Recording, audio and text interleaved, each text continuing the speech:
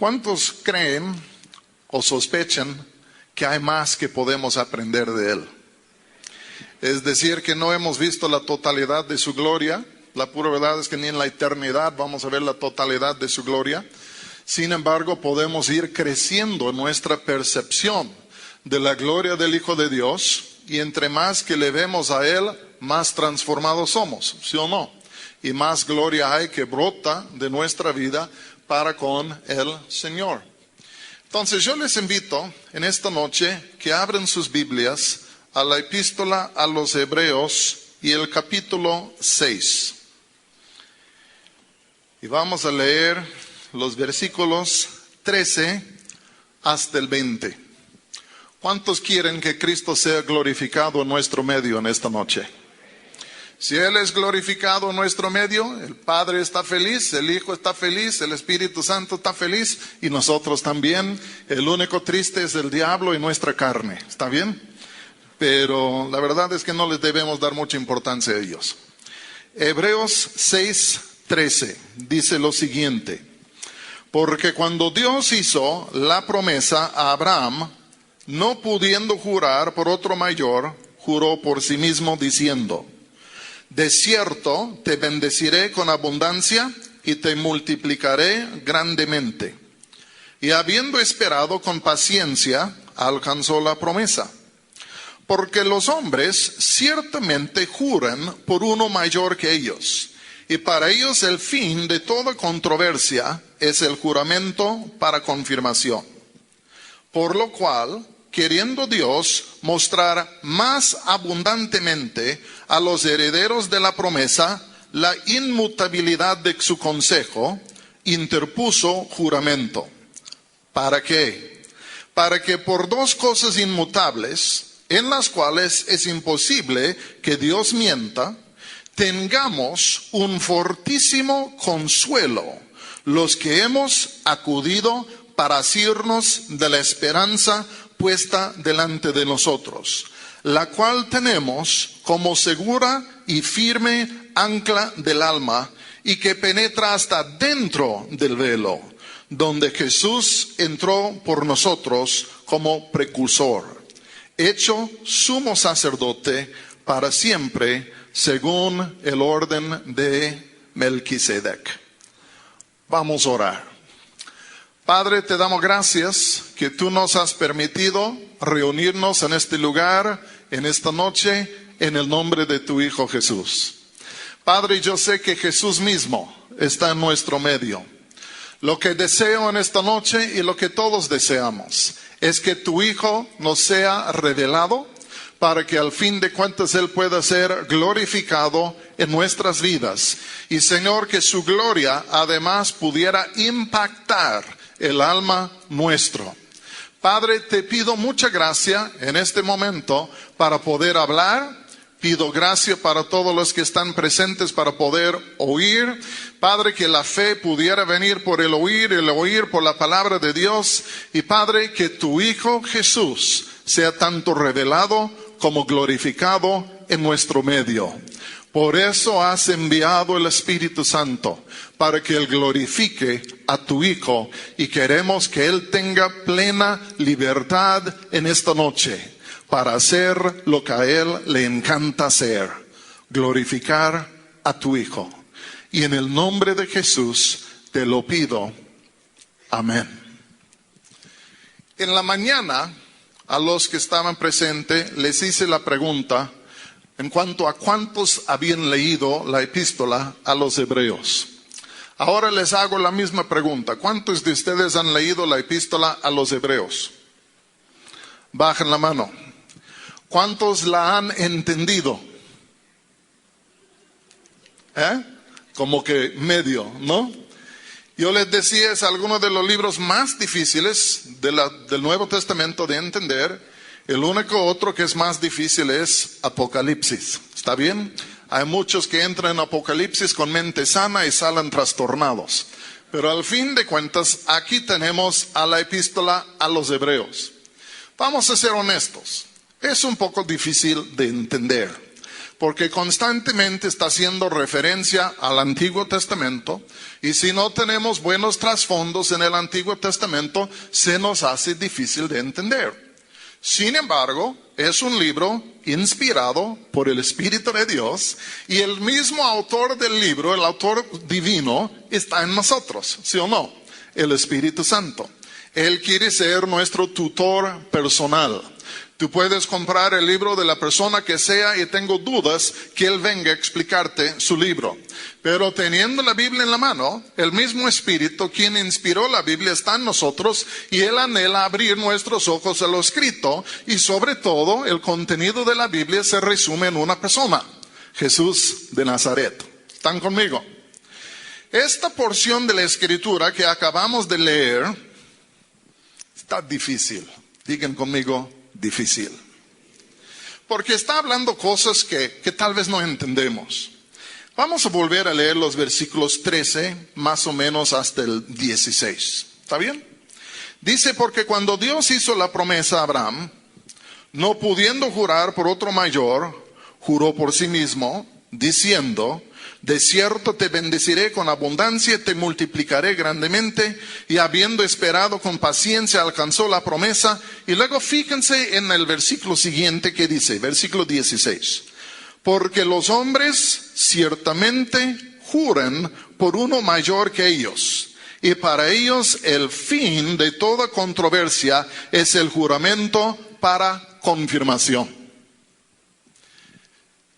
Yo soy casado. Yo tengo, si no me equivoco, 35 años de casado. Han sido puros años felices. No me acuerdo de la mayoría de ellos por los golpes que mi esposa me ha dado, pero no, lo digo de broma, ella no es violenta, ¿está bien? Pero ha sido como un abrir y cerrar de ojos. Pero a ver, ¿cuántos se identifican con lo que voy a decir? El hombre está tirado en el sofá mirando la tele, el partido de fútbol. Y de pronto tu esposa dice, cariño, ¿puedes sacar la basura? Ahorita voy, ¿sí o no? Y a la hora ella vuelve a decir, cariño, ¿puedes sacar la basura? Sí, ahorita voy, está medio tiempo, ¿no? Y al rato ella dice, cariño, sí, ¿puedes sacar la basura? Y de pronto tú dices, sí, te juro que la voy a sacar terminando el partido. Te lo prometo, te lo juro, por la madre de Dios, que terminando el partido, yo voy a sacar la basura. Ya le diste una promesa, ¿sí o no? Pero como que la promesa valió y no valió. Y entonces, para reforzar tu promesa, para hacerle más concreta, para hacerle más cierta, tú hasta qué juras diciendo, te juro por la tumba de mi madre que terminando el partido, ya voy a sacar fuera la basura. ¿Cuál es el fin del juramento? De concretar tus palabras, de convencerla a ella de que sí vas a sacar la basura. Te lo juro. Buenas noches. Estoy hablando a gente humana como su servidor o a marcianos. ¿Sí? ¿Cuántos entienden lo que estoy diciendo? Porque en sí muchas veces juramos por X, queriendo convencer a la otra persona de nuestra sinceridad y de nuestro intento de hacer lo que nosotros hemos prometido. En este pasaje que leímos, el autor está tomando este principio de un juramento para dar más certeza a una promesa, y es el principio que él está aplicando al Evangelio, y primero ilustra este principio con un episodio de la vida de Abraham y posteriormente saca un texto del Antiguo Testamento referente a Jesús para concretar la fe de sus lectores en Jesús. ¿Cuántos se acuerdan que había un hombre que se llamaba Abraham? ¿Se acuerdan? Dios le llamó de su país, Ur de los Caldeos, dice, vete a un país que yo te voy a mostrar, deja tu casa, tu familia, etcétera, etcétera, vete por allá, y dice, allá voy a hacer de ti una nación grande. Pero ¿cuántos saben que esta nación grande no se hizo en un día? sino a lo contrario, esta nación grande empezó con su primera pieza 25 años después de que Dios le dio la promesa. Porque 25 años después de que Dios le da la promesa, nace su primer hijo en cumplimiento de la promesa. Y su hijo, ¿cómo se llamaba? Isaac. Al fin de cuentas, 25 años, te voy a hacer una nación grande. Y ahí están, y ahí están, y ahí están. Y a los 25 años por fin viene el Isaac, el primogénito de todo lo que va a ser la nación de Israel. Pero un día, Abraham estaba, quién sabe haciendo qué, y Dios vino y le habló. Y Dios le dijo: Abraham, quiero que tomes tu hijo, tu único hijo, al que tú amas, y quiero que vayas al lugar que yo te voy a enseñar, y quiero que me lo ofreces allá, en sacrificio. Wow, ocurrió con Abraham, y escuchen bien, no va a ocurrir contigo, ¿está bien? He conocido 2, 3 locos que dicen: Dios me dijo que sacrificare a mi hijo. Yo digo: no, mano, ya no, ya pasó. Sin embargo, lo que pasa es, Dios le dice: ofrece tu hijo en sacrificio. Bueno, es el hijo en quien está resumido y contenido la promesa, pero si Dios lo dice, yo lo voy a hacer. Se fue 3 días de viaje con 2 de sus criados, el hijo, y por fin llegan al monte Moría, suben allá, construyen el altar, ata al hijo, le pone sobre el altar, levanta la mano con el cuchillo para sacrificar a su hijo, y en este momento sale la voz del cielo que dice: detén tu mano, ahora sé que tú me temes. Y al fin de cuentas no tuvo que sacrificar a su hijo. Pero escuchen lo que voy a decir. Desde el inicio hasta este punto, Abraham había caminado sobre la promesa. Pero después de que Dios le pidió que ofreciera a su hijo y él estuviera dispuesto a hacerlo, Dios ahora interpuso con otra cosa. Entró ahora no solo reiterando la promesa, pero Dios también dio ahora un juramento diciendo: ciertamente te voy a multiplicar, ciertamente te voy a bendecir. Pero Dios agregó a la promesa un juramento. Y aunque no pudo jurar por otro mayor que sí mismo, juró por sí mismo. ¿Entienden?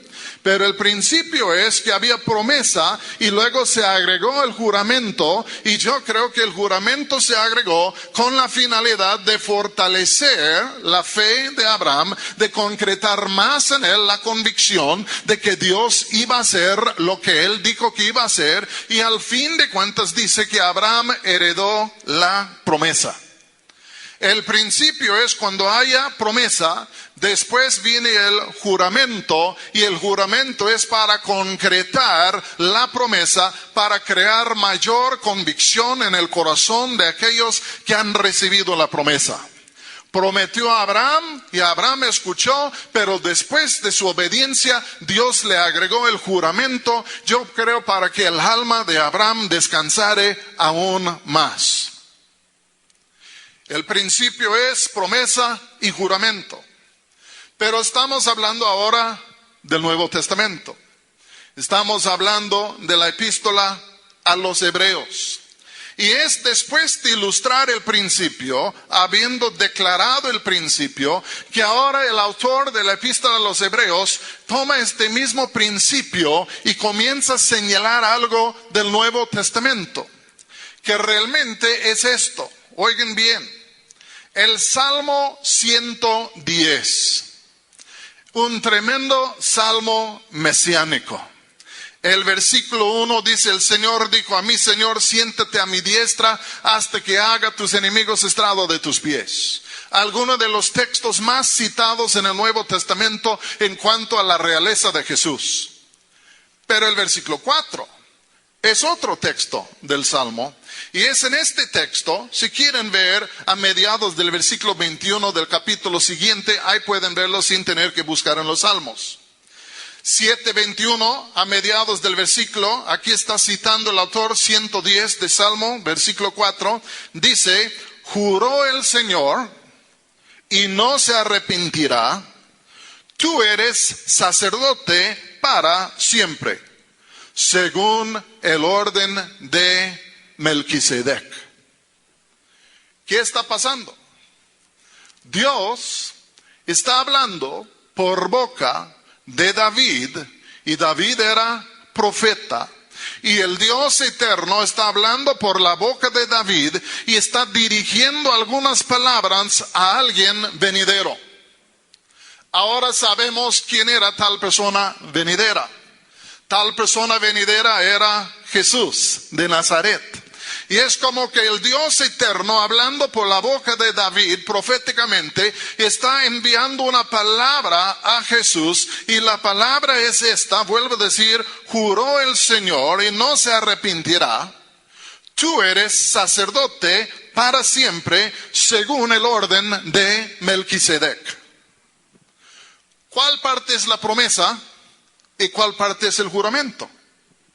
Es como que Dios estaba haciendo a Jesús una promesa desde la eternidad, diciendo: cuando tú entres en el mundo, cuando tú tomes en sí humanidad a ti mismo, cuando seas encarnado, tú vas a entrar en un ministerio, y es esto que vas a ser un sacerdote para siempre. Y para que me lo creas o para que los demás lo crean, te lo juro y no me arrepentiré. Yo no creo que Jesús en verdad haya tenido problemas en creer la promesa de Dios. Pero el autor está señalando esto a sus lectores, diciendo: Dios prometió esto a Jesús, que iba a ser un sacerdote para siempre, y para que tú y yo tengamos confianza, para que tú y yo podamos creer, para que tú y yo podamos descansar en tal palabra, no solo la prometió, sino también la juró, para concretar la fe nuestra, para que sepamos que podamos depositar nuestra confianza, esperanza y fe en el Hijo de Dios. Traducido quiere decir esto: Dios quiere que creamos en su Hijo. ¿Entienden? Y hasta con juramento lo dio para que tú y yo nos animásemos. Pero ahora vamos a pararnos un momentito. Porque la palabra sacerdote a nosotros como que no nos gusta. Como que es una palabra que pues ya no queremos mucho.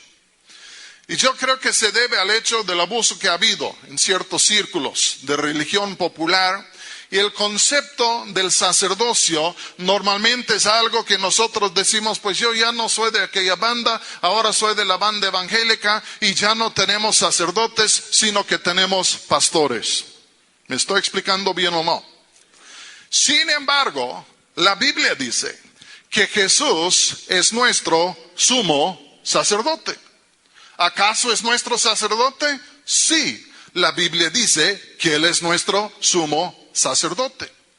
Tenemos que pensar un poco en esto, porque en el Antiguo Testamento habían tres, voy a decir, instituciones, que eran las columnas principales del judaísmo.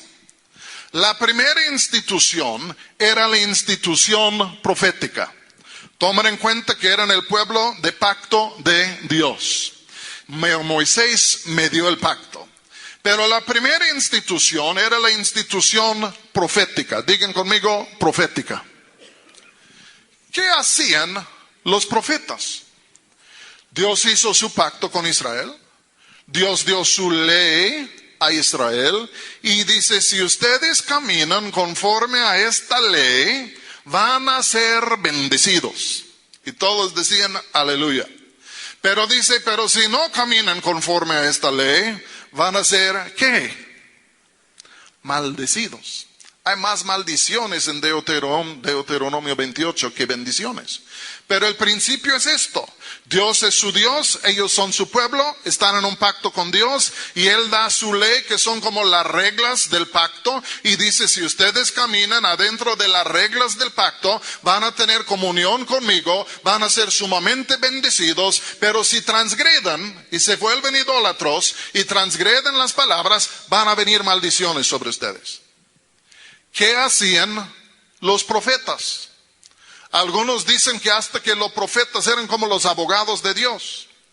¿Cómo eran? ¿Qué hacían los profetas? Cuando el pueblo se apartaba de la ley, cuando el pueblo se desviaba de la ley, ¿qué pasaba? Dios levantaba profetas en medio del pueblo y los profetas entraron proclamando al pueblo sobre la necesidad de volverse a Dios, a arrepentirse, diciendo: si no se arrepientan, van a venir malas cosas; si se arrepienten, van a venir buenas cosas. Pero los profetas proclamaban y clamaban, rogaban al pueblo a que volviesen sus corazones a Dios. La primera institución, la profética.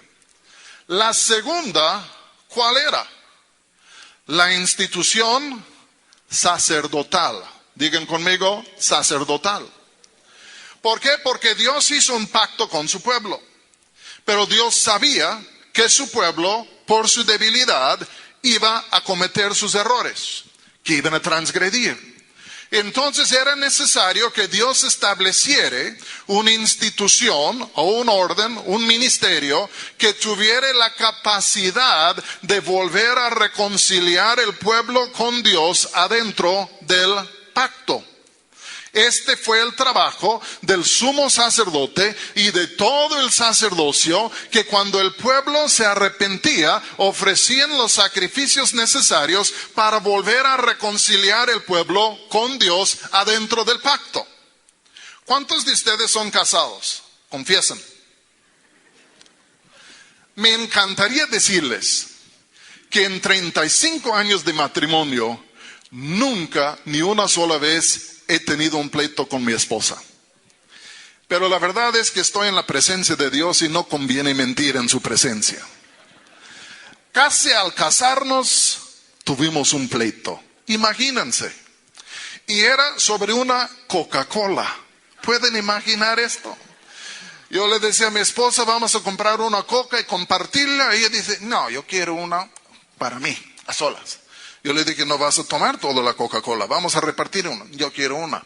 Órale, pues toma la Coca tuya. Pero no la tomó. Entonces, primer pleito. ¿Entienden? Y entonces, a lo largo de los años, aunque hemos estado en un pacto matrimonial, vienen momentos de pleitos, de transgresiones, etc. Y si no resolvemos estas cosas, ¿qué pasa con el pacto? Se deshace y terminamos divorciados. Dios medió con Israel un pacto con Moisés. Él fue el mediador del pacto. Pero Dios levantó al hermano de Moisés, Aarón, como el sumo sacerdote de Israel, para que cuando Israel transgrediera la ley y estaban en peligro de que el pacto se deshiciera, había manera de reconciliar Dios con su pueblo para que el pacto no se rompiera, sino que siguiera vigente. ¿Están conmigo? Los profetas llamaban al pueblo a que volviesen a Dios, pero los profetas no pudieran reconciliar el pueblo con Dios. Por eso Dios dio los sacerdotes, y su deber, su dominio era esto, de mantener el pacto, la reconciliación, para que al fin de cuentas siguieron por delante. La primera institución es esta, de los profetas. La segunda es de los sacerdotes. Y la tercera, ¿cuál es? La casa de David, los reyes de Israel, que gobernaban al pueblo, que encaminaban el pueblo bajo la dirección y la voluntad de Dios. Piensen en lo que estoy diciendo. ¿Quién es que vino a ti para redarguirte en cuanto a tu pecado? ¿Quién te convenció de tu pecado? Era Jesús en su oficio de profeta.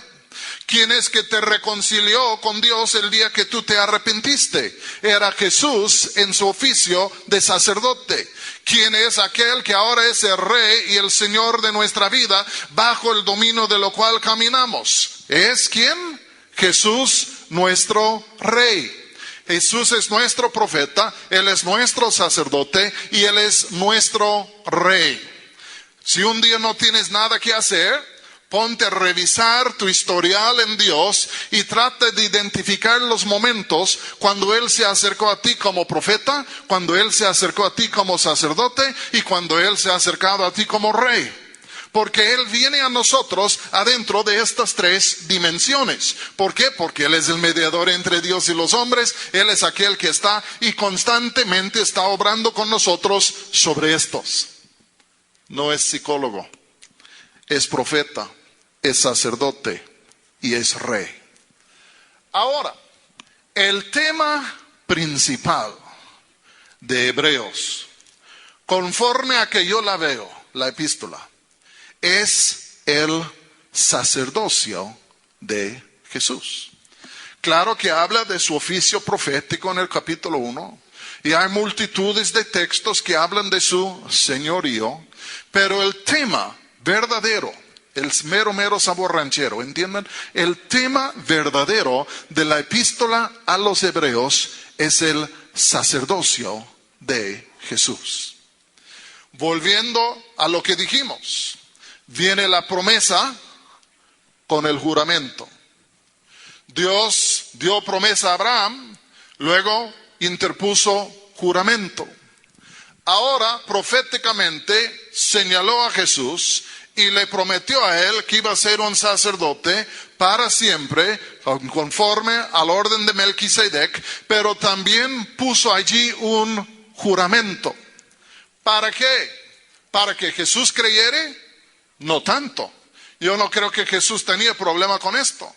Pero estamos hablando aquí de una epístola enviada a un grupo de creyentes judíos que estaban en duda si Jesús en verdad era el camino mejor y superior o no. Y él está diciendo, piénsenlo un momentito. Jesús sí es nuestro sumo sacerdote, según el orden de Melquisedec, superior al orden de Aarón. Y si no me creen, Dios lo prometió y además hasta que lo juró. Dice, lo juró para que nosotros pudiésemos tener mayor confianza. Dios quiere que confiemos en el Hijo de Dios, porque Él es el único Salvador que Dios ha enviado, más es el único sacerdote que Dios ha enviado para nosotros. Pero fíjense aquí lo que dice el versículo 16, otra vez. ¿Listos? ¿Ya están confundidos o le quieren machetear un poco más? Yo les dije, Hebreos es difícil, pero no imposible. 6:16 dice, porque los hombres ciertamente juran por uno mayor que ellos, y para ellos el fin de toda controversia es el juramento para confirmación. Por lo cual, queriendo Dios mostrar más abundantemente a los herederos de la promesa la inmutabilidad de su consejo, interpuso juramento. ¿Quiénes son los herederos de la promesa? Nosotros somos los herederos de la promesa. Y dice, por lo cual, queriendo Dios mostrar más abundantemente a ¿quiénes? A los herederos de la promesa, siendo nosotros, por lo cual queriendo Dios mostrar más abundantemente a los herederos de la promesa la inmutabilidad de su consejo. En otras palabras, la inmutabilidad de lo que Él había determinado desde antes de la fundación de la tierra. Queriendo demostrarnos que su propósito era inmutable, incambiable, que jamás iba a cambiar, ya interpuso dos cosas, la prometió, pero también dio el juramento para que tú y yo pudiésemos tener la convicción en cuanto a esto. Dice aquí, para que por dos cosas, 18, para que por dos cosas inmutables, en los cuales es imposible que Dios mienta. Yo conozco a algunos que es imposible que digan la verdad. Pero aquí en cuanto a Dios, quien es imposible que mienta, ¿qué dice? Tengamos, ¿quién es? Nosotros, un fortísimo consuelo, los que hemos acudido para asirnos de la esperanza puesta delante de nosotros. ¿Cuál es la esperanza puesta delante de nosotros? El sacerdocio de Jesús. Porque Él es el mediador del nuevo pacto, ¿sí o no? Y estamos en este nuevo pacto por la gracia de Dios. Pero Jesús también es el sumo sacerdote del nuevo pacto. Y entonces Él no solo es el originador del pacto, pero Él es aquel que mantiene el pacto. Y esta es la esperanza que Dios quiere poner delante de nosotros, que tenemos un sumo sacerdote absolutamente capaz para mantenernos adentro del pacto, para que al fin de cuentas no nos vayamos a desviar o descarriar. ¿Están conmigo hasta ahora?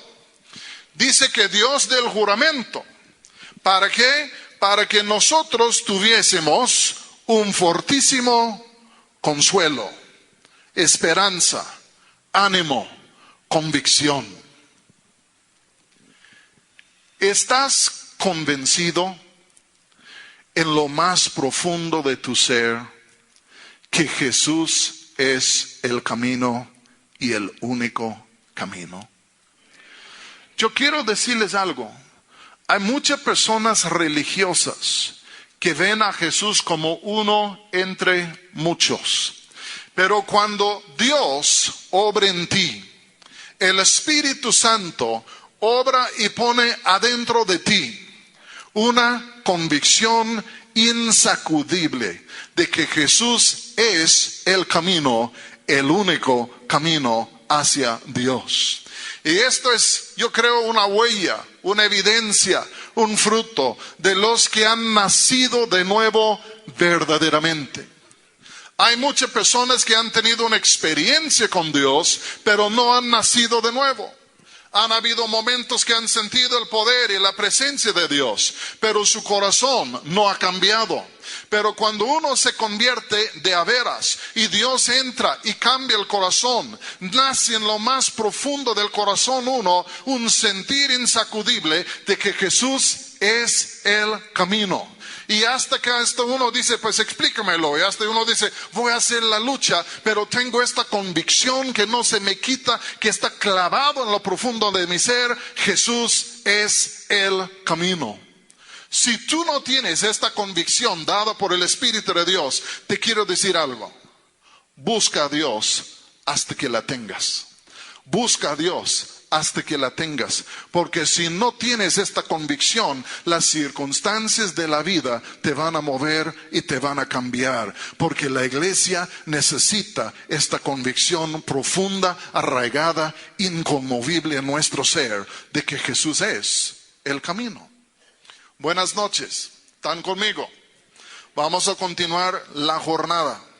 Dice aquí versículo 18.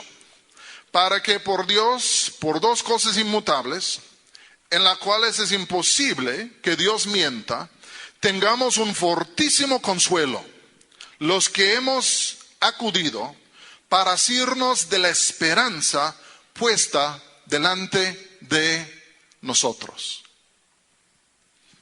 Vamos a pensar un momentito en el sacerdocio de Jesús. Vino el Hijo de Dios, fue hecho carne, tomó a sí mismo humanidad. Cuando tomó a sí mismo humanidad, un parte de esta humanidad era su oficio como nuestro sumo sacerdote. ¿Qué hizo él a los 30 años más o menos? Se ofreció a sí mismo, porque él es tanto sacerdote como sacrificio.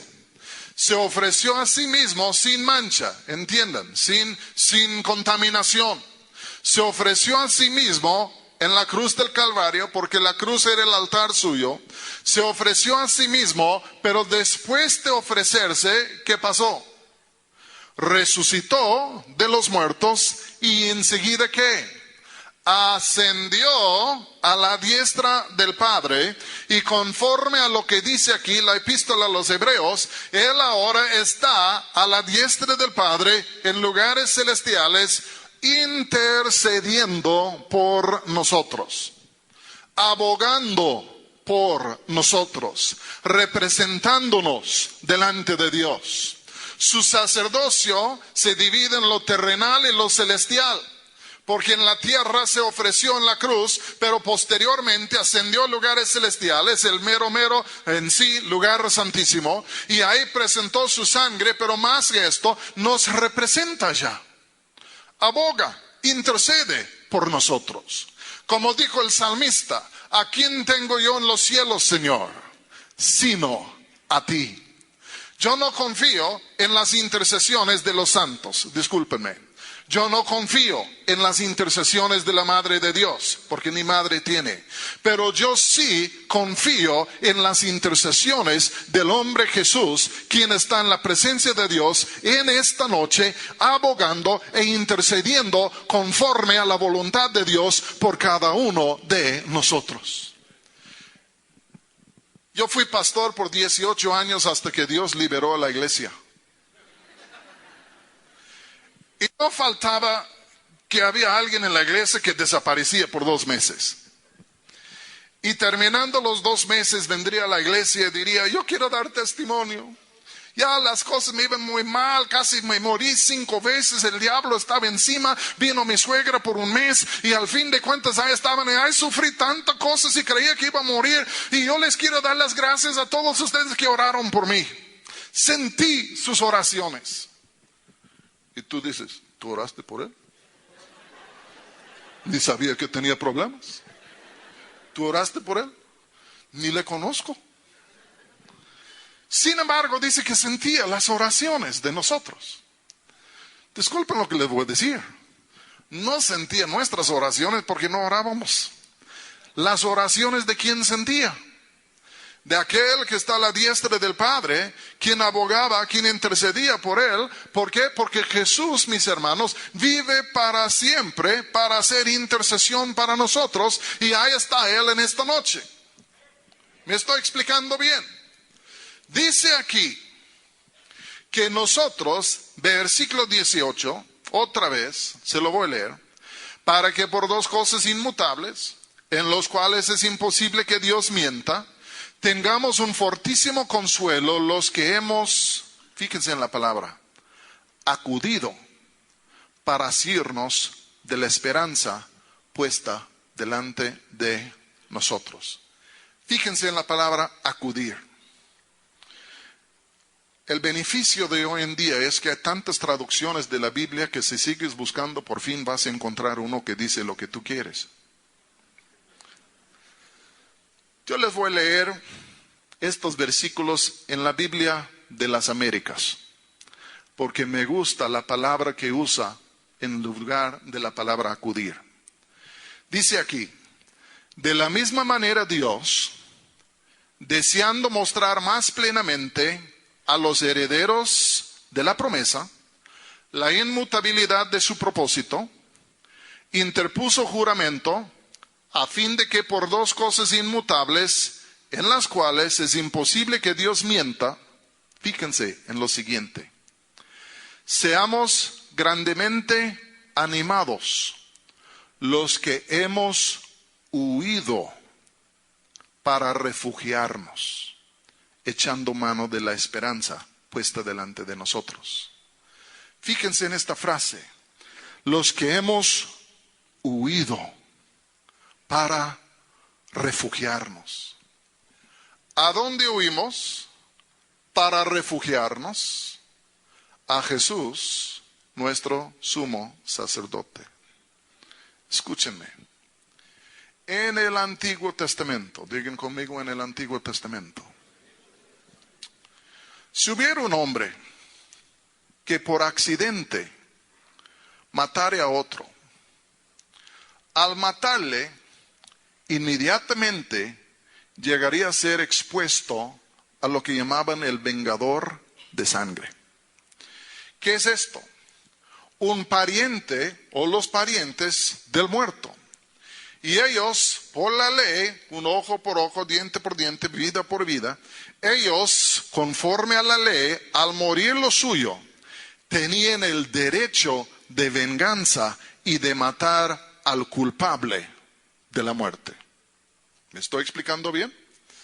Y entonces, afortunadamente, el culpable podría huir a una de 6 ciudades en el territorio de Israel que eran conocidas como las ciudades de refugio. Si él por accidente matara a alguien, pudo huir por allá y por pasar por la puerta de la ciudad, llegó a la seguridad. El vengador de sangre no podía entrar allá para matarlo. Claro que los ancianos de la ciudad tendrían que juzgar el caso y si lo hallaron realmente culpable de un homicidio premeditado, etc., lo entregarían al vengador de sangre y ya. Pero el punto que quiero señalar es esto. Él podía huir del vengador de sangre para refugiarse en la ciudad y estando adentro de la ciudad, era salvo y sano. ¿Me estoy explicando? Aquí dice el autor que Dios juró con un juramento en cuanto a Jesús y su sacerdocio para que nosotros, quienes hemos huido, podamos encontrar allá en Jesús, nuestro sumo sacerdote, refugio.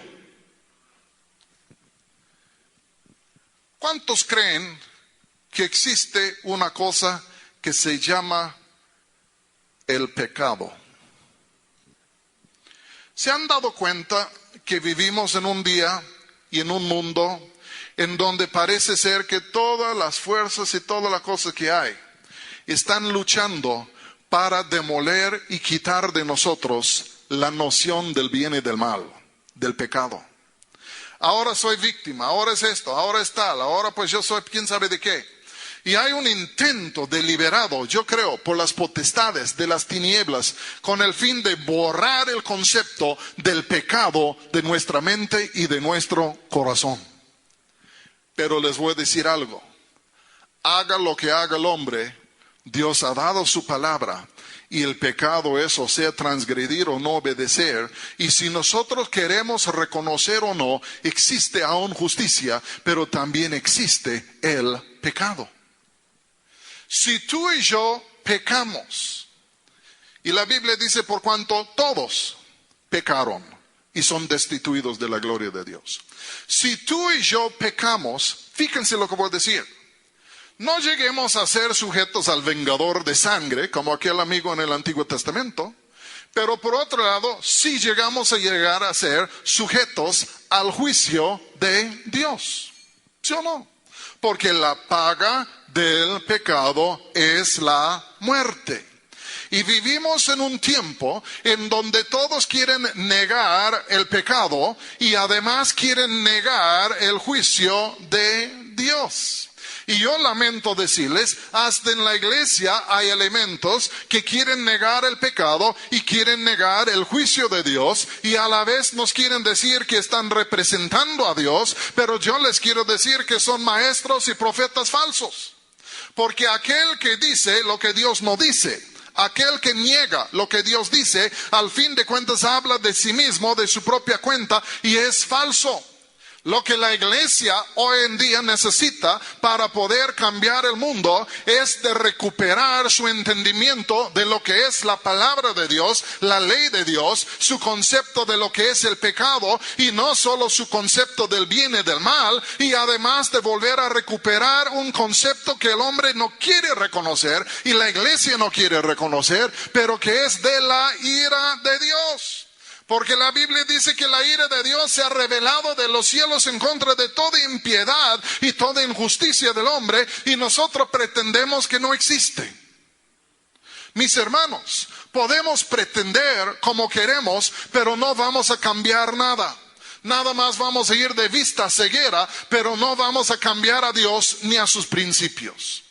Cada hombre que nace en este mundo, disculpen lo que les voy a decir, nace pecador. No es que aprende a pecar, sino es que nace pecador. Y por el hecho que nace pecador, también es hijo de ira, dice la Escritura, y la ira de Dios está sobre su cabeza. Y óiganme muy bien, la ira de Dios está persiguiendo a muchas personas y ni se dan cuenta que están siendo perseguidos.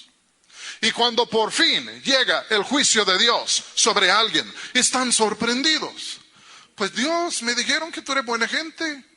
Me dijeron que tú amas a todos. Me dijeron que tú me aceptas tal y como soy. Si Dios nos acepta tal y como soy, ¿por qué nos dice que nos arrepintamos? ¿Por qué nos dice que hay que nacer de nuevo? ¿Por qué habla de un infierno si Él nos acepta tal y como somos? Dios nos ama, pero su amor nos llama a cambiarnos. Pero óiganme bien, existe el pecado y existe el juicio de Dios. ¿A dónde vamos a huir tú y yo? ¿A dónde vamos a correr para encontrar refugio? ¿En dónde vamos a ir para que al fin de cuentas este ira no nos alcanza? Yo les voy a decir a dónde vamos a ir.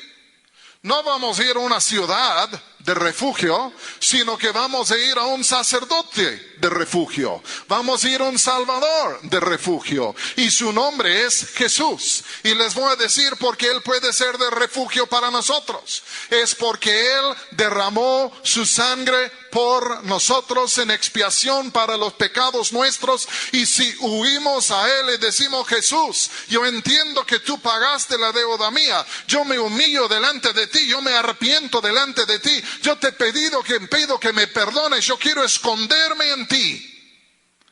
Mis hermanos, hallaremos refugio. Porque hay un solo lugar de refugio en esta creación, bajo el sol. Y este lugar de refugio no es una iglesia, no es una religión, no es una filosofía, no es una pastilla. Es el Hijo de Dios que descendió del cielo, fue hecho carne, sacerdote por nosotros, que se ofreció por nosotros y volvió a vivir y está en lugares celestiales.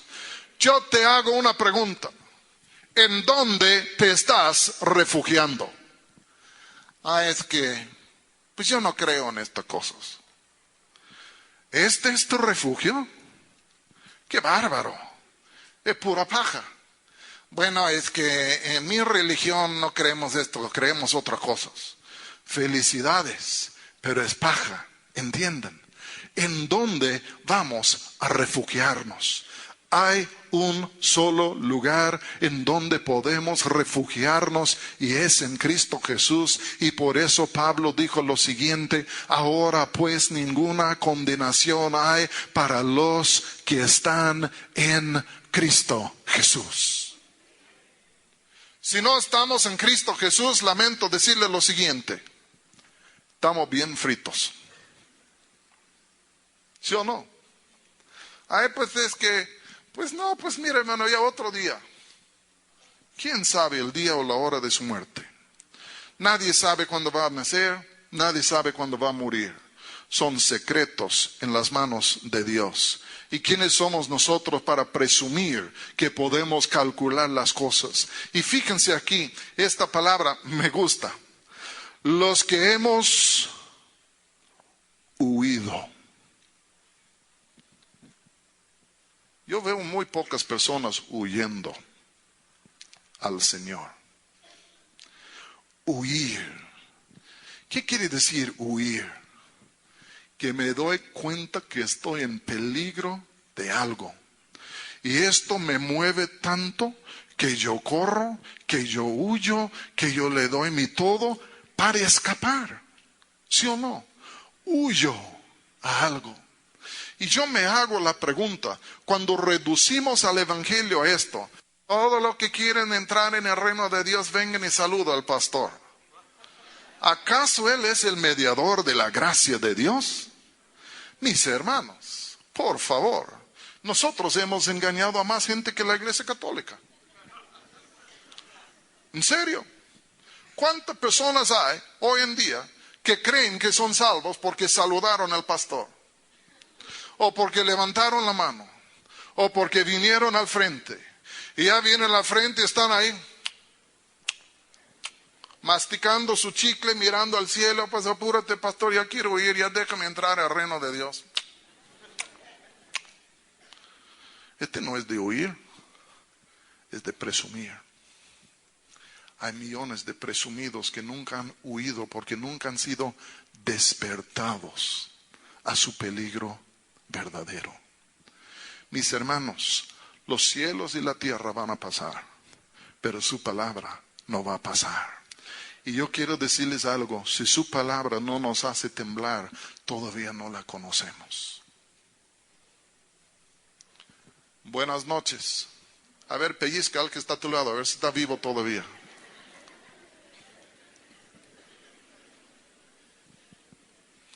Yo huí a Jesús. Yo me di cuenta de algunas cosas muy desagradables cuando yo era joven. Me di cuenta que era pecador. Esto destruyó mi autoimagen. Y no solo me di cuenta que era pecador, pero yo sabía que yo iba rumbo al infierno. Y al fin de cuentas, el conocimiento de estas cosas despertaron adentro de mí una desesperación y una urgencia. Que decía, yo debo encontrar a Cristo y debo encontrarle muy pronto, porque si no le encuentro pronto, yo puedo morir y descender al infierno. Yo me acuerdo una mañana, salimos a robar a algunas gentes y pues no estaban. Volvimos a casa con las manos vacías. Y dije a mis compañeros, déjenme ahí por el central camionera. Entré por allá, metí una moneda en la tele, estaba viendo algo y por fin salí de allá. Comencé a caminar en la calle, de pronto algo sucedió. Sentí que estaba caminando sobre cristal y vi puras llamas por abajo. Y estaba pensando, este cristal sobre lo cual estoy caminando puede romperse en cualquier momento y yo puedo caerme por abajo y no voy a salir. Y si yo llego allá es por mi culpa. Me metió un poco de temor. Yo no. Un poco de miedo. Yo decía, yo ya no debo tardarme en entregarme a Cristo, porque puede ser que yo estoy aquí haciendo esto y haciendo esto y haciendo, posponiendo el día, y bien puede ser que se rompe el cristal y yo me vaya bajo el infierno antes de alcanzar a Cristo. Yo decidí huirme a Jesucristo. Aquí el autor está diciendo esto de Jesús, que Él en su sacerdocio, oigan lo que voy a decir, Jesús como nuestro sumo sacerdote, aquel que se ofreció a sí mismo por nosotros, aquel que vive el día de hoy, aboga por nosotros. Él está diciendo que debemos huirnos a Él, porque solo es en Cristo Jesús que por fin que encontramos refugio y protección de la ira de Dios. Yo no creo en el pecado, yo no creo en la ira, tampoco creo en Jesús. Estás perdido. Tenemos que despertarnos a lo que dice la Escritura. Y voy a decirles algo, la iglesia nunca va a despertar a estas cosas si los pastores no la predican. Y el mundo nunca va a despertar a estas cosas si la iglesia no las predica. Y esto al fin de cuentas nos motiva y nos obliga a volver a las Escrituras y tomar una segunda mirada y entender que la Biblia no es un libro que nos enseña cómo estar ricos, no es un libro que nos enseña cómo vivir nuestra mejor vida ahora. La Biblia es un libro, mis hermanos, que nos enseña el camino de la salvación en el Hijo de Dios. Buenas noches. En Cristo tenemos refugio, digan conmigo refugio, de la ira de Dios. Pero también en Cristo tenemos acceso a la presencia y el favor de Dios. Porque vean lo que dice enseguida, el versículo 19. Versículo 19 habla de todo esto, dice, la cual tenemos como segura y firme ancla del alma, hablando de su sacerdocio, y que penetra hasta dentro del velo, donde Jesús entró por nosotros como precursor, hecho sumo sacerdote para nosotros según el orden de Melquisedec. ¿Cuántos se acuerdan del tabernáculo de Moisés? ¿Cuántos se acuerdan que había un lugar santo el lugar santísimo. ¿Quién vivía en el lugar santísimo? Era su habitación, el arca del pacto, etcétera, los querubines, todo el rollo. Pero ahí estaba Dios adentro del lugar santísimo. Aarón pudo entrar allá ¿cuántas veces al año? No cuando le daban las ganas, una sola vez al año. Él ofrecía primero un sacrificio por sí mismo, después por el pueblo, entraba con la sangre y una sola vez al año entraba por adentro, se quedaba poco tiempo por adentro y ¡pum!, por fuera. Este es un tipo, un paralelo, una sombra de algo mayor. Porque Jesús, fíjense lo que voy a decir, vino el Hijo de Dios del cielo, fue encarnado, fue a la cruz ofreciéndose a sí mismo, resucitó de los muertos y después de resucitar de los muertos no entró en el lugar santísimo en el templo de Jerusalén, sino a lo contrario, ascendió a los cielos, al verdadero lugar santísimo, donde está el trono de Dios allí en los cielos. Y ahí está Él en esta noche. Lo de Aarón era un tipo para que podamos aprender, pero la realidad está en Cristo, quien en este momento está en la presencia de Dios a la diestra del Padre. ¿Están conmigo? Dice esto, la cual, versículo 19, tenemos como segura y firme ancla del alma y que penetra hasta dentro del velo. ¿Cuál es nuestra esperanza? Que Jesús está adentro del velo. Y fíjense lo que más dice. Donde Jesús entró por nosotros como precursor. Aarón pudo entrar en representación del pueblo, pero Aarón no pudo dejar entrar al pueblo. Ellos fueron excluidos, nada más él por un rato y pum, por fuera. Jesús, nuestro sumo sacerdote, ha ascendido a lugares celestiales y ahora Él está adentro del velo. Pero la Biblia aquí le llama el precursor. ¿Qué quiere decir esto? Uno que va delante de los demás. Aquel que va primero. Aquel que va primero, pero abriendo camino, abriendo brecha para que los demás puedan entrar.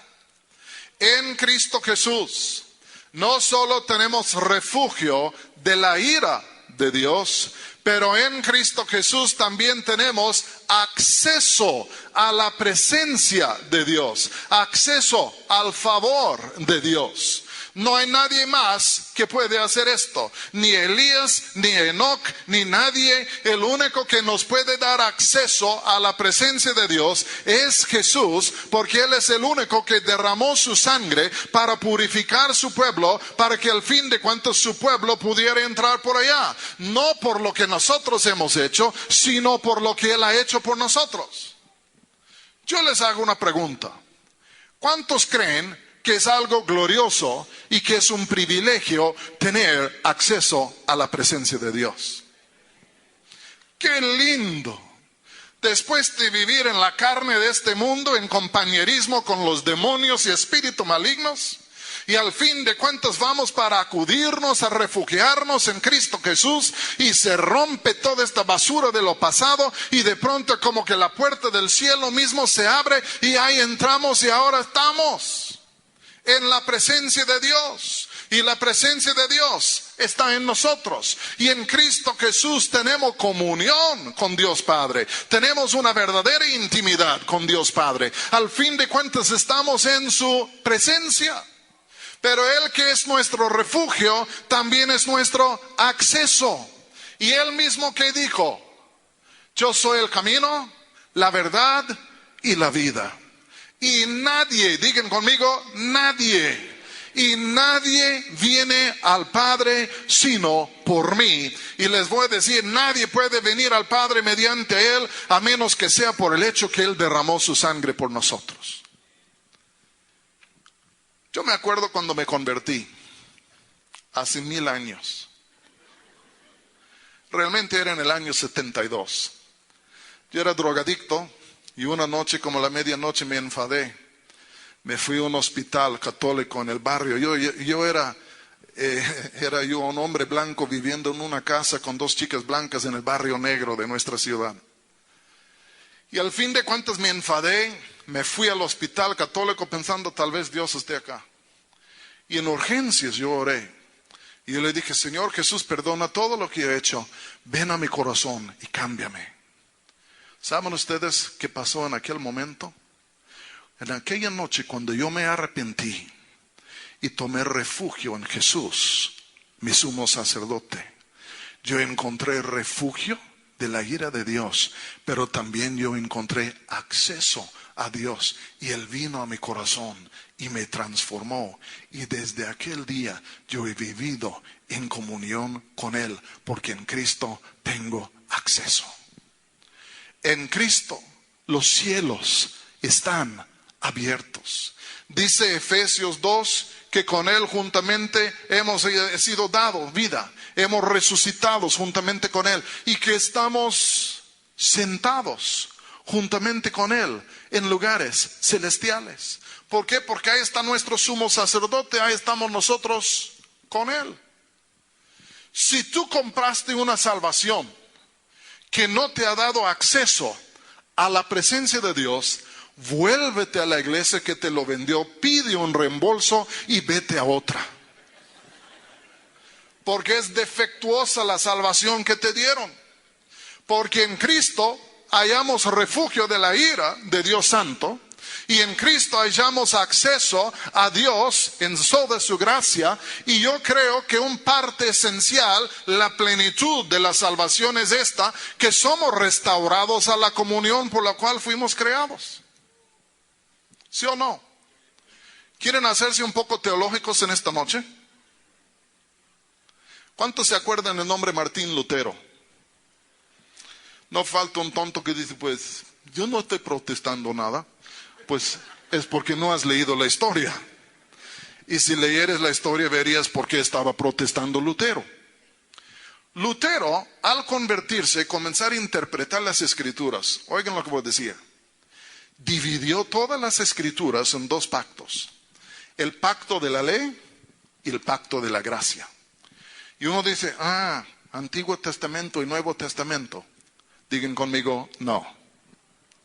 Sino a todo lo largo de la escritura, Lutero encontraba 2 revelaciones de Dios. Uno era lo que él llamaba en sí la ley, que para él era una revelación de la santidad de Dios, que se reflejaba sobre el pecado del hombre y le enseñaba su perdición. Y el otro era de la gracia, y él decía la gracia era la revelación del amor de Dios. Y él decía que estas 2 corrientes corrían por toda la escritura y que había momentos que Dios venía y se revelaban su santidad para doblegar a la gente, ya el pacto de la ley, pero después de que se doblegaba venía él ya con el otro lado de su persona, su amor y en su gracia para levantar a la gente. Yo no sé cómo haya sido la vida tuya con Dios, pero en la mía yo he visto ambos caras. Y Dios no es bipolar, entiendan. Dios no tiene múltiples personalidades. Él es perfecto en su persona y sus atributos se complementan perfectamente bien. Pero mis hermanos, hay un Dios santo y hay un Dios de amor. Y estas cosas funcionan perfectamente bien. Pero si tú y yo quitamos la santidad y la echamos por la ventana, ¿cómo vamos a entender su amor? Esta es la lección de teología de esta noche. Vamos a terminar. Dice, la cual tenemos su sacerdocio como segura y firme ancla del alma, que penetra hasta dentro del velo. ¿Qué es el ancla de nuestra alma? El sacerdocio de Jesús. Mi vida está anclado en Él, que Él murió por mis pecados. Hay un refugio de la ira de Dios en Él. Mi vida está anclada en Él, porque Él resucitó y está en la presencia de Dios, y en Él yo hallo acceso a la presencia de Dios. Hay cristianos que no tienen ancla. Su ancla es el horario de la iglesia. Su ancla es el pastor. Su ancla son las actividades de la iglesia. Su ancla es la fe de otra persona. Su ancla puede ser quién sabe qué. Yo quiero decirles algo. La Biblia aquí dice que Dios quiere que Jesús sea el ancla de nuestra vida. Y si Él es el ancla de nuestra vida, que vengan las olas del mar, que vengan las tormentas de la vida, que vengan las cosas que sean, no importa, porque por fin somos anclados al Hijo de Dios, quien está en lugares celestiales, y Él no se mueve como ancla. Y si tenemos las cuerdas de fe que se conectan con Él, tampoco nos movemos. Cuando yo veo a creyentes abatidos y tirados por allá y por allá y por allá, yo digo, o sea que no tienen ancla, o que se rompieron las cuerdas, las cadenas. ¿Entiendan? Porque yo creo que el Hijo de Dios, y oigan bien, tú eres sacerdote para siempre. Siempre. Siempre. ¿Saben ustedes qué esta palabra qué me quiere decir? Perfección. Perfección. Porque Dios no nos habría dado un sacerdote para siempre que es imperfecto, porque esto habría perpetuado en nosotros una salvación imperfecta. Pero Dios nos dio un sumo sacerdote quien logró una salvación perfecta para nosotros, y por eso es para siempre. Puedo decirte algo: la salvación que tú tienes es perfecta. ¿Qué quiere decir esto? Que no le falta ningún componente. ¿Cuántos de ustedes han comprado algo en Walmart, en Costco, en Sam's, que tienes que llevar a la casa y armar, y ahí estás armando todo y te das cuenta, pues caray, faltan 3 piezas? Y luego dices, ¿ahora cómo lo hago? Y vuelves a la tienda y dices, no, pues tú las perdiste. ¿Cómo que yo las perdí? No estaban en la bolsa. Y al fin de cuentas te vendieron algo imperfecto que no funciona. La salvación que Dios nos ha dado en Jesús, nuestro sumo sacerdote, es perfecta. No le hace falta de nada. Y por eso no la debemos tratar de perfeccionar.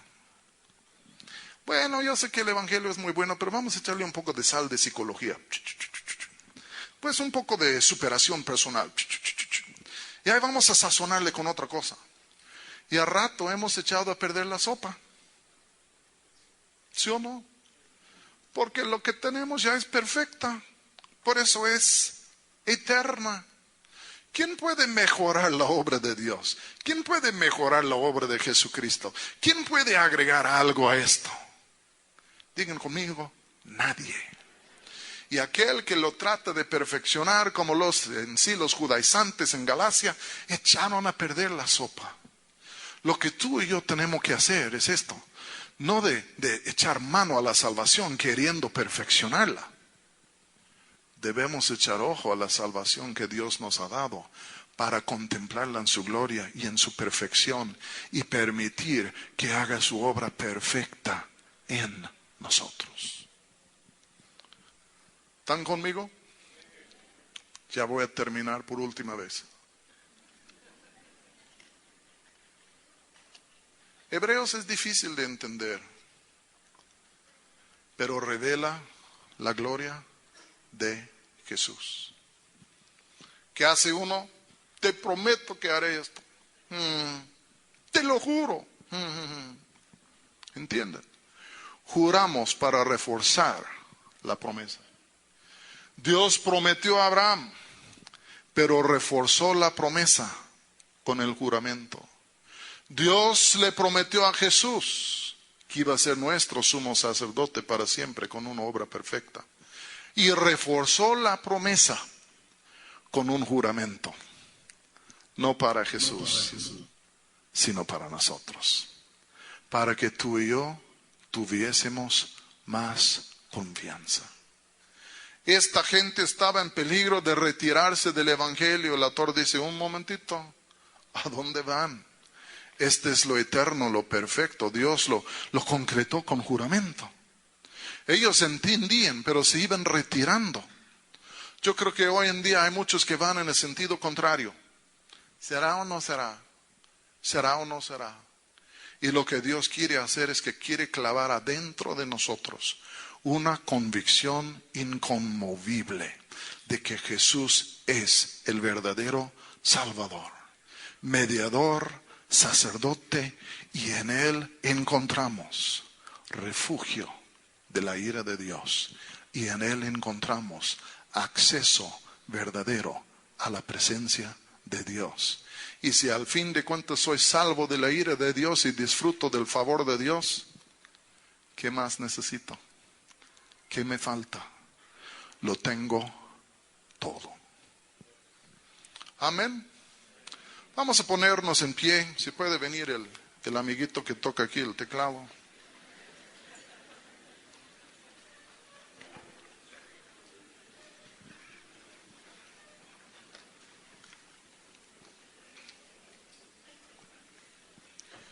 Les hago una pregunta. ¿Nos hace bien contemplar la gloria y la perfección de Jesucristo? Dijo Jonathan Edwards que Dios había dado al hombre inteligencia, intelecto, en el primer lugar, para que el hombre pudiera comprender a Dios. ¿Por qué tienes tú sesos? Porque Dios quiere que tú los ocupes pensando, meditando y contemplando a Dios. Ah, ¿no es para que me haga científico? El segundo lugar. ¿No es para que me haga matemático? Segundo lugar. La primera razón por la cual Dios dio raciocinio, intelecto, inteligencia al hombre, es para que el hombre pudiera contemplar la gloria de Dios. Y en contemplar la gloria de Dios en Cristo Jesús, ¿qué nos pasa? Somos transformados. ¿Se acuerdan de David? Voy a terminar por última vez con esto. David tenía un hijo que se llamaba Amnón. ¿Se acuerdan de él? ¿Qué hizo este ingrato? Violó a su hermana Tamar. ¿Se acuerdan? Y el hermano de Tamar se molestó en gran manera, y más porque David no hizo nada. Y al fin de cuentas, Absalón, ¿qué hizo? Mató a Amnón. Al matar a Amnón, él tuvo que huir lejos de Jerusalén. Y estaba fuera de Jerusalén por un largo rato, hasta que intervino un hombre que se llamaba Joab. ¿Se acuerdan de Joab? Y Joab tenía, yo creo, una misión personal. Quería ver a Absalón y David reconciliados. Entonces, él comenzó a hacer algunas maniobras y permitió por fin, mediante sus intervenciones, David por fin permitió que Absalón se volviera a la ciudad de Jerusalén. ¿Se acuerdan? Volvió a la ciudad, pero su padre rehusó verlo. No tuvo acceso a su padre. Después de un rato se enfadó Absalón y mandó a sus siervos a quemar los campos, yo creo de cebada o trigo de Joab. Y cuando vino Joab a reclamar, dice, mira, ya me trajiste a la ciudad, pero no estoy viendo el rostro de mi padre, entonces más vale que vaya yo por donde estaba. Y al fin de cuentas otra vez Joab intervino. Y por fin Absalón pudo ver a su padre. Y su padre le dio un beso de aceptación. Entienden, vino a la ciudad, pero no tuvo acceso, pero por fin consiguió acceso. En Cristo Jesús, mis hermanos, no solo hemos encontrado refugio, en Cristo Jesús hemos encontrado acceso. Y el Padre nos da un beso de recepción y de aceptación. ¿Saben ustedes que Jesús, como nuestro sumo sacerdote, está en nuestro medio en esta noche? ¿Sí o no? Donde están 2 o 3 congregados en mi nombre, ahí estoy yo. en medio de ellos. Él ha ofrecido su sacrificio, su vida. Nos queda a nosotros algunos sacrificios que ofrecer. Uno es nuestro propio ser, sacrificios vivos, muertos a nosotros, vivos a Dios. Luego las obras de nuestras manos, pero también un sacrificio de alabanza, de bendecir a Dios con una fragancia y un incienso. En esta noche nos hemos refugiado en el Hijo de Dios, pero hemos sido reconciliados. Tenemos acceso y favor. Yo voy a pedirles en un momento más que levanten sus manos. Voy a pedir a todos los músicos, coristas, todos que pasan, que participen en la música. Así que siempre ofrezcamos por medio de Él sacrificios de alabanza, el fruto de labios que honren a su nombre. ¿Cuántos entienden en esta noche que ya no estamos fuera del lugar santísimo, sino que estamos adentro? Al convertirnos tuvimos un cambio de domicilio y ahora estamos adentro del lugar santísimo. ¿Cuántos creen que en esta noche que sería correcto, antes de irnos, de ofrecerle un sacrificio? Es que no me dan ganas. Por eso se llama sacrificio. ¿Entienden? Y podemos bendecirle en Cristo Jesús a Dios Padre por lo que Él ha hecho por nosotros. ¿Me estoy explicando muy bien? Yo voy a pedirle aquí al tecladista que toque algo que no sabe. Algo que no sabes de adoración que viene de tu corazón ahora mismo. Y todos nosotros vamos a levantar nuestras manos y vamos a cantarle un cántico nuevo. Vamos a bendecirle. Vamos a darle las gracias. Vamos a pedirle a Dios que en esta noche asciende en este lugar un incienso, una fragancia a Él. Porque el sumo sacerdote entraba con incienso que cubría todo el arca del pacto. Y en esta noche queremos también que haya un incienso en este lugar, que asciende a nuestro Dios y que bendiga